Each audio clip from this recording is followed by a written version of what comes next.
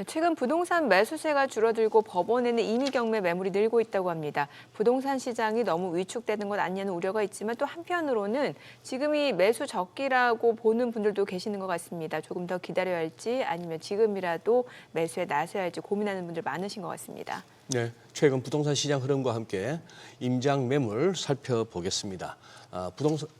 세종사이버대 부동산학과 설춘환 교수님 자리했습니다. 어서 오세요, 어서 오세요. 교수님. 네, 안녕하세요. 예. 근데 지금 임의 경매라고 지금 이제 소개를 했는데 네. 경매면 경매지 임의 경매는 또 뭡니까? 네, 일단 그 임의 경매라고 하는 것은 네. 이를테면 이제 그 은행에서 돈을 빌리는 사람들이 예. 자기 신용이 아니고 예. 자기 어떤 그 부동산을 담보로 대출하고 이를테면 돈을 빌리고 예. 그 부동산에다가 이제 근저당권을 설정해서 이후에 경매를 신청하는 것을 우리가 통상 임의 경매라고 합니다. 그럼 임의 경매 말고는 또 무슨 경매가 있는데요? 강제 경매도 있는데요. 예. 강제 경매라고 하는 것은 통상 이제 판결을 받아서 경매를 하면 강제 경매. 반대로 이제 우리가 처음부터 대출 받을 때 근저당권 설정하고 이를테면 근저당권에 기해서 가는 경매를 우리가 통상 임의 경매라고 이해를 하시면 좋을 것 같습니다. 그러면 임의 경매 이제 주로 대출 받으면서 담보로 했는데 이 부분이 이제 경매로 나온다. 네. 근데 이게 임의 경매 물건이 갑자기 늘어난 이유가 뭐 특별히 있습니까? 일단 뭐 기본적으로는 그 채무자들의 컨디션이 일단 상당히 좋지 않아졌다라고 좀 이해를 하시면 좋을 것 같고요. 네. 기본적으로는 실물 경기가 좀 좋지 않아진 것 같고 네.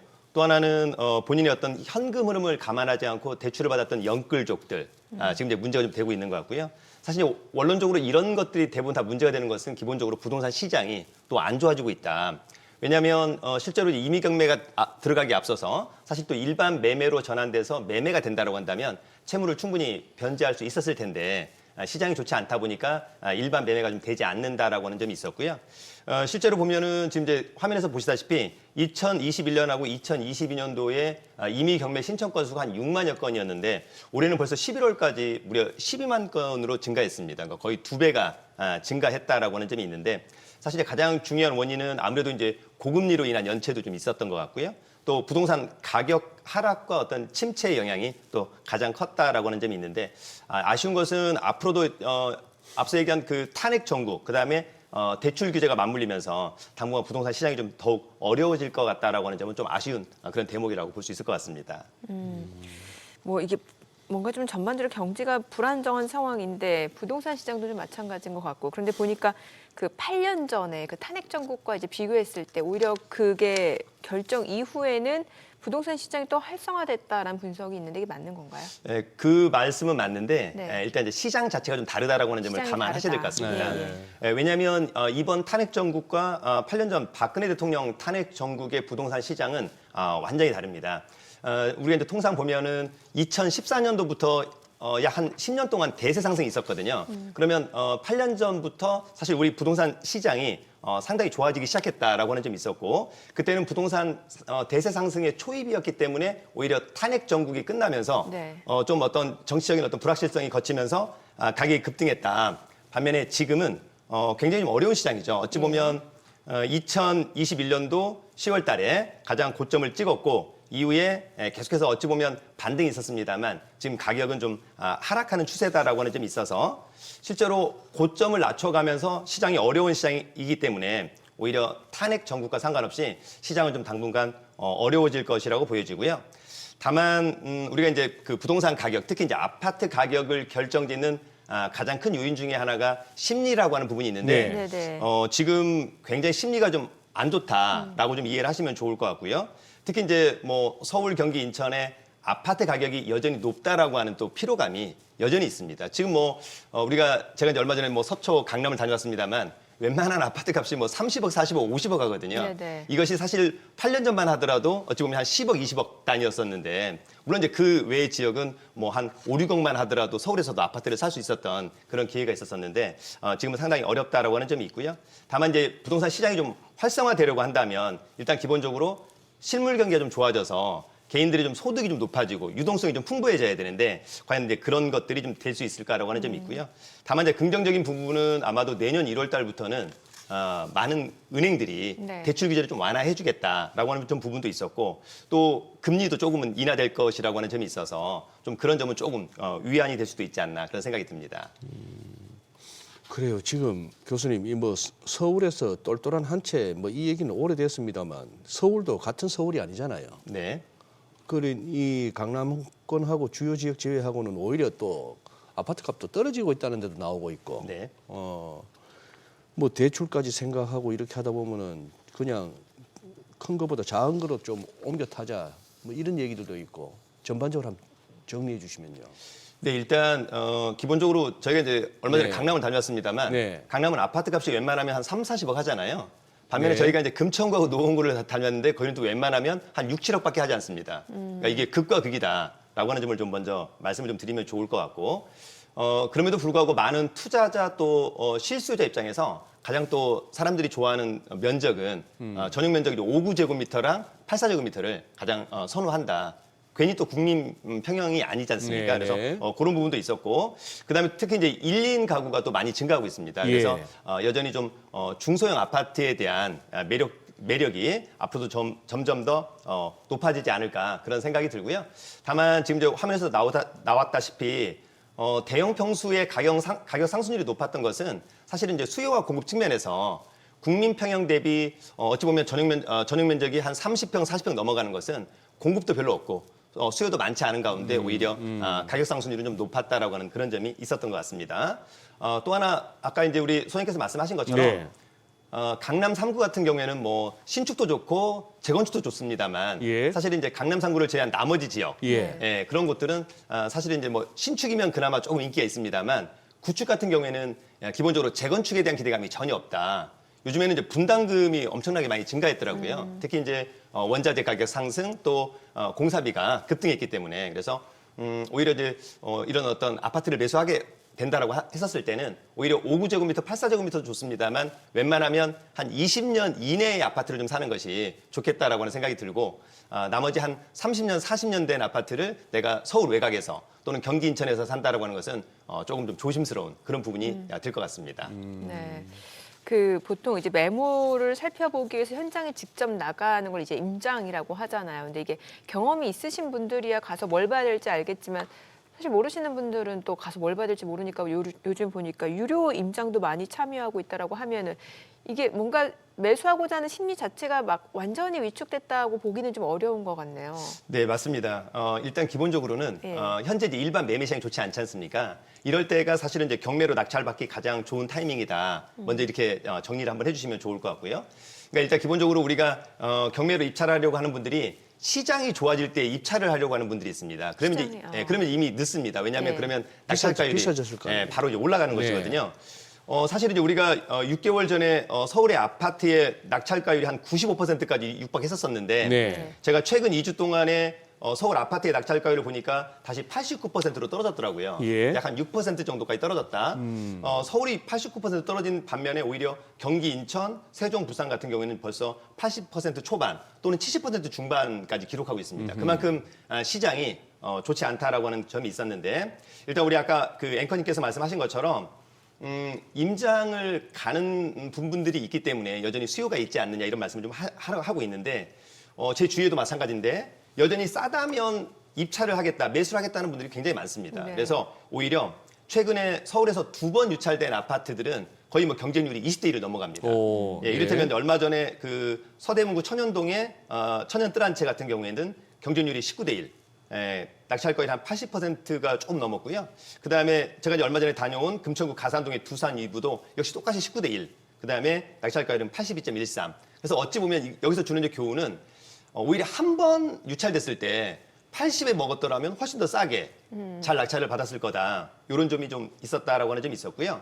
또 하나 이제 최근에 임장 크루가 네. 과거보다는 굉장히 많이 급감했습니다. 임장 크루. 예. 맞습니다. 또 하나 중요한 것은 또 이를테면 날씨다 하고도 관계가 있습니다. 추우니까. 네, 맞습니다. 한겨울, 한여름은 일단 임장 크루가 좀 줄어들고 있다라고 하는 점이 있고요.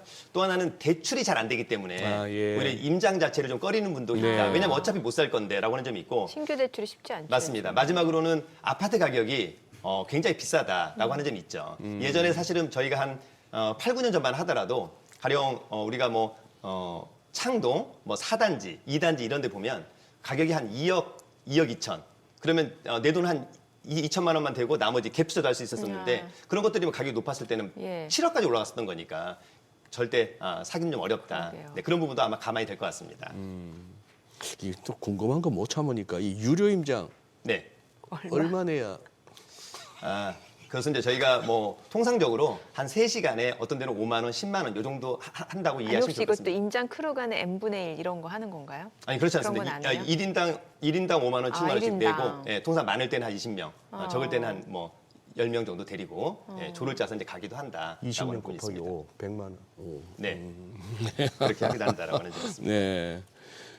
설 교수님 최근에 어디 임장 다녀오신 데가 있습니까? 네, 제가 최근에 이제 뭐 서초구라든지 인천들을 좀 다녀왔는데 추위도 안 타시네 교수님은. 뭐 이제 이것은 또 임장은 또 추위와는 또 상관이 없고 네. 또 임장 자체는 또 기본적으로 날씨가 좋을 때 갈 수도 있고 사실 네. 추울 때 갈 수도 비가 올 때도 갈 수 있고 다양하게 좀 가봐야 되는 것이 또 상당히 중요하다라고 하는 점이 있습니다. 제가 이제 오늘 그 임장을 다녀온 물건 중에 몇 건을 좀 소개를 해드리고 싶은데요. 네. 제가 먼저 이제 서초구를 얼마 전에 다녀왔습니다. 먼저 이제 서초구는 기본적으로 제가 이제 뭐 교대역에서 만나서 뭐 고속터미널도 갔다 오고 잠원역도 지나서 이제 신사역도 다녀왔는데 네. 그 중에 저희가 가장 마지막에 갔던 물건인데 저희 이제 수강생분들이 가장 이제 좋아했던 물건 중에 하나입니다. 이게 이제 서초구에 있는 근린주택입니다.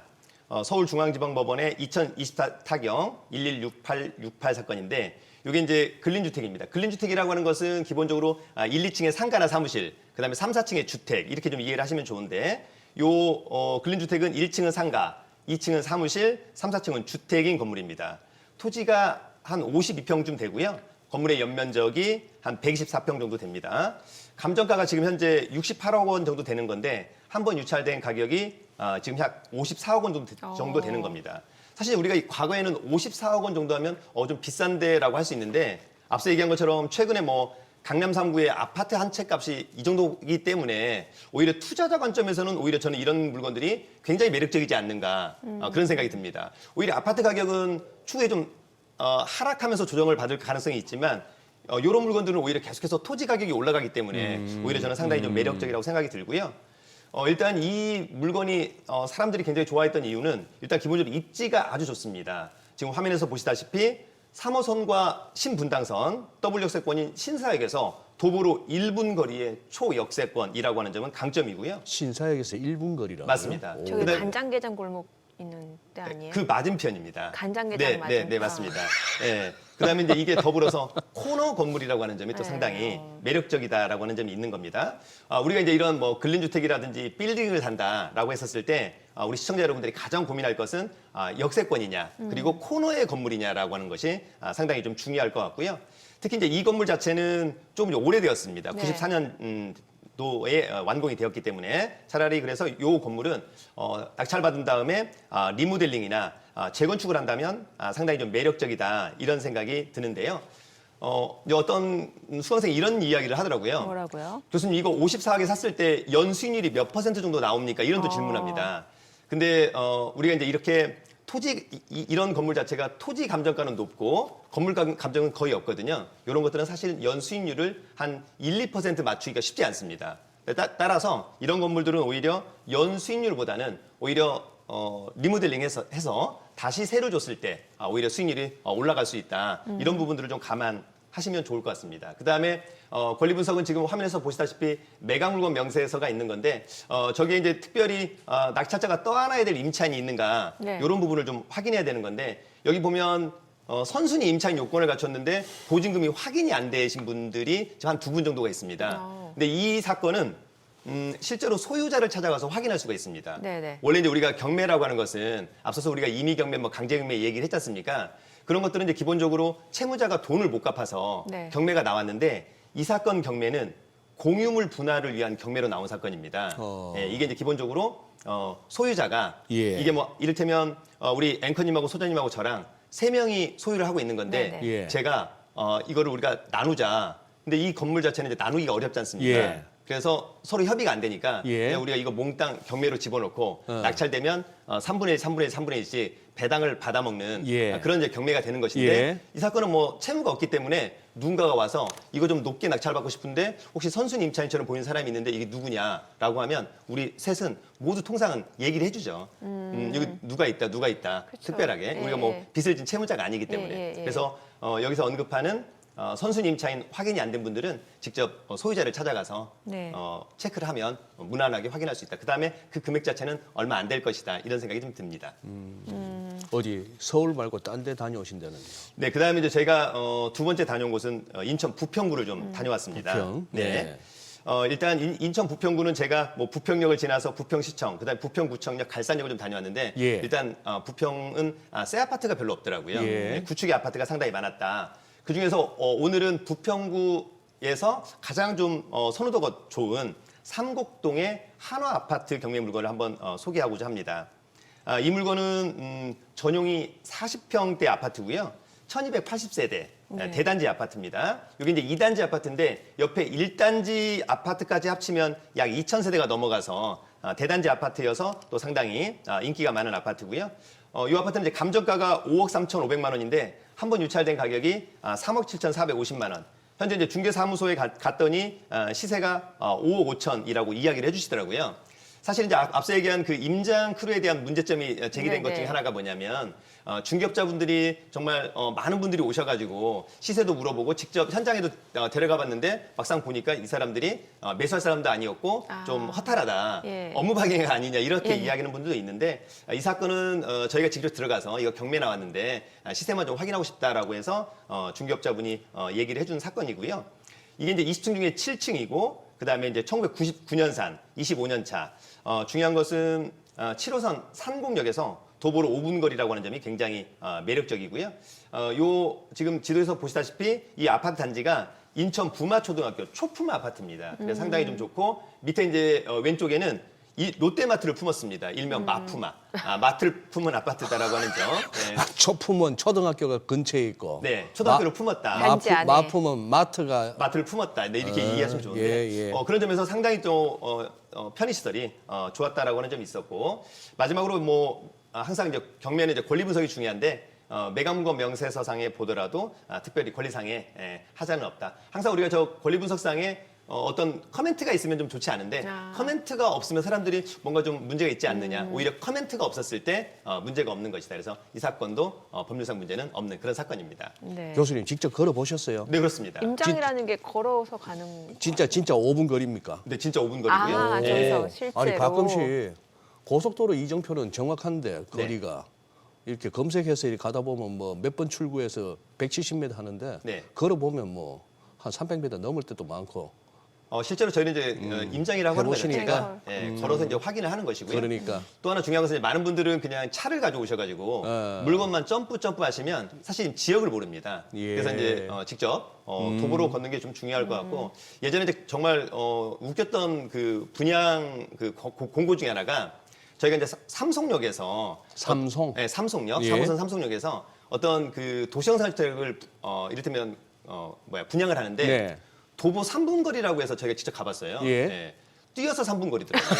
네, 이런 것들은 글쎄 정말- 제가 그것 때문에 네, 오히려 여쭤보는 상당히 거예요. 문제가 뛰어서 있다. 3분이냐 걸어서 3분이냐 다르니까. 네, 맞습니다. 그런 경우도 있었다라고 하는 점이 있었습니다. 또 또 하나는 어디, 제가 어디 다녀오셨어요? 또 세 번째는 제가 이제 파주를 또 한번 파주. 다녔습니다. 파주? 네, 파주. 예. 네. 파주를 다녀온 이유는 이제 기본적으로 GTX A 노선이 바로 내일 개통됩니다. 12월 네? 28일 날 아, 그래요? 파주 운정에서 서울역까지가 내일 개통이 되는데 일단 90분 거리인데 22분밖에 걸리지 않는다. 거의 뭐 교통의 혁신이라고 하는 점 이해하시면 좋을 것 같고요. 저희가 이제 파주 야당을 지나서 이제 운정을 갔는데 파주 야당의 상권이 상당히 좋아졌습니다. 그래서 요즘에 이제 젊은 친구들이 고양시에 있다가 밤에 이제 좀 먹자 놀자를 오히려 파주 야당역 근처로 가는 그래요? 그런 경우가 있었고요. 그래서 가보니까 장사가 또 잘 되더라고요. 한번 확인을 했었고 그다음에 이제 저희가 이제 운정을 다녀왔는데 운정을 다녀온 이유는 이제 GTX A 지금 이제 화면에서 보시다시피 A의 스타팅하는 역이 운정 중앙역인데 그 옆에 도보 5분 거리에 있는 운정 신도시 아이파크 아파트를 좀 다녀왔습니다. 이 아파트는 이제 전용 면적이 33평형 아파트고요. 단지의 크기가 3,042세대 완전 대단지 아파트.